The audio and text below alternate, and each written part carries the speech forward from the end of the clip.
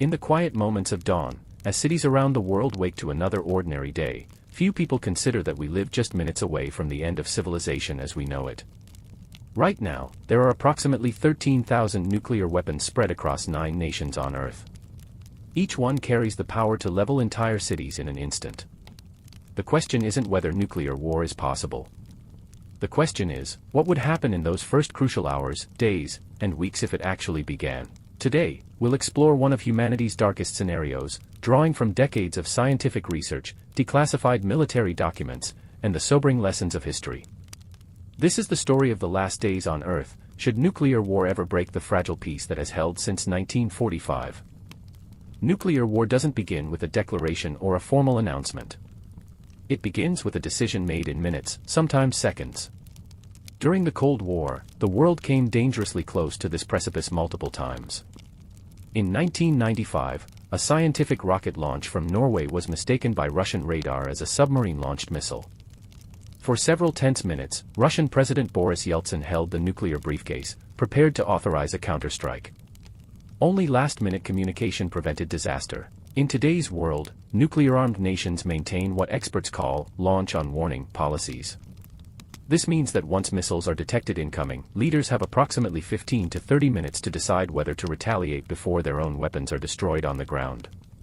The mathematics of nuclear warfare are brutally simple: he who strikes first has the advantage.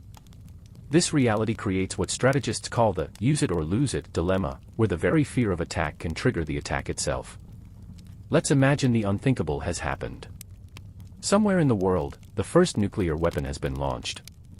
Within minutes, detection systems across the globe light up like Christmas trees. Emergency hotlines between world capitals begin ringing. But modern intercontinental ballistic missiles travel at speeds of over 15,000 miles per hour.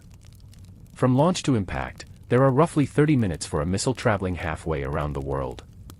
Submarine-launched missiles, fired from closer range, allow even less time, perhaps 10 to 15 minutes. In those precious minutes, air raid sirens begin wailing in major cities. Emergency broadcast systems interrupt regular programming. Government officials are rushed to secure bunkers. But for millions of ordinary people going about their daily lives, there is simply nowhere to run. The first detonations create fireballs reaching temperatures of 100 million degrees Fahrenheit, 6 times hotter than the core of the sun. Everything within a 1-mile radius simply ceases to exist. The thermal radiation travels at the speed of light, igniting fires up to 10 miles away before the sound of the explosion even arrives. No nuclear power possesses just one weapon. The doctrine of mutually assured destruction ensures that a single launch triggers massive retaliation. Within the first hour, hundreds, possibly thousands of nuclear weapons crisscross the globe. Major cities become ground zero for multiple strikes. Military bases, submarine ports, missile silos, and command centers are priority targets. But the targeting also extends to economic and industrial centers, ports, airports, and communication hubs. The electromagnetic pulse from high-altitude nuclear detonations fries electronic systems across vast areas. Power grids collapse. Internet connections die. Cell phone networks go silent. In an instant, the modern world's nervous system is severed. Transportation systems grind to a halt as GPS satellites are disabled and air traffic control systems fail. Hospitals lose power just as they're overwhelmed with radiation victims. The emergency services that society depends upon in crisis are themselves casualties of the attack. By the end of the first day, the immediate death toll could reach 100 million people. But this is only the beginning. As cities burn, something unprecedented in human history begins to unfold in the atmosphere above. The massive firestorms created by nuclear explosions inject millions of tons of soot and debris into the upper atmosphere. Scientists call this phenomenon nuclear winter. The particles block sunlight from reaching Earth's surface, causing global temperatures to plummet. Even a limited nuclear exchange between smaller powers could reduce global temperatures by 1 to 2 degrees Celsius for years. A full-scale nuclear war between major powers would create a climatic disaster lasting decades. Surface temperatures could drop by 20 to 25 degrees Fahrenheit. Growing seasons would be cut in half or eliminated entirely in many regions. The agricultural collapse would be swift and merciless. Crops would fail worldwide as sunlight disappears and temperatures crash. Livestock would die from cold and lack of feed. Ocean ecosystems would collapse as plankton, the foundation of marine food chains, die from lack of sunlight. Within months, billions of people who survived the initial nuclear exchange would face starvation. The global food distribution system, already crippled by the destruction of transportation networks, could not cope with worldwide crop failures. While the world struggles with cold and hunger, another invisible killer spreads across the landscape: radioactive fallout. The fission products from nuclear weapons create a cocktail of deadly isotopes that can remain dangerous for decades. Areas downwind of nuclear detonations become uninhabitable. Strontium-90, with a half-life of 28 years, accumulates in bones and causes leukemia. Cesium-137 contaminates soil and water supplies for generations. Iodine-131 concentrates in the thyroid gland, causing cancer especially in children. The Chernobyl disaster in 1986 gave us a preview of this radioactive legacy. 35 years later, an exclusion zone of over 1,000 square miles remains largely abandoned. In a nuclear war, such zones would number in the hundreds, removing vast areas of farmland from production for decades.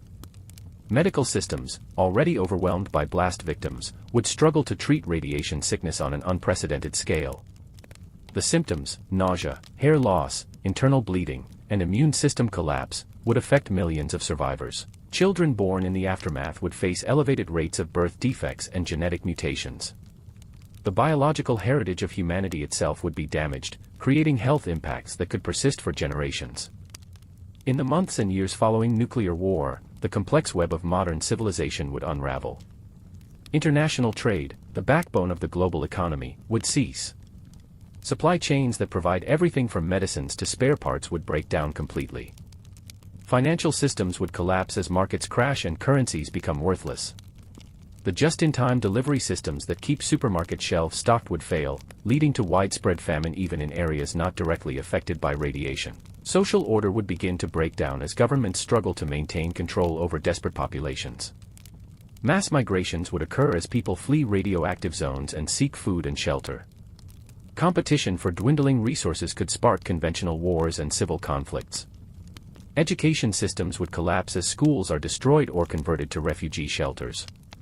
Scientific research would halt as laboratories are destroyed and researchers become focused on survival.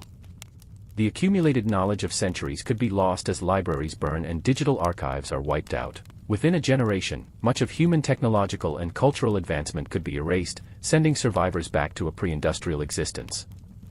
This scenario is not inevitable.